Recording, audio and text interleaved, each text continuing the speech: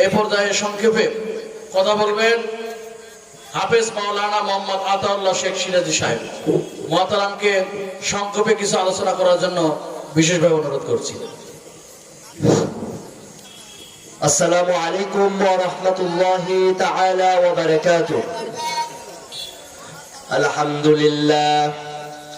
আলহামদুলিল্লাহি নাহমাদুহু ওয়া নাস্তাঈনুহু ওয়া নাউযু বিল্লাহি মিন শুরুরি আনফুসিনা ওয়া মিন সাইয়্যাতি আ'মালিনা ওয়া নাশহাদু আন লা ইলাহা إلا الله وحده لا شريك له ونشهد أن سيدنا وسندنا وحبيب قلوبنا ومعشوق بنا ومولانا محمدا عبده ورسوله الذي أرسله الله بالحق بشيرا ونذيرا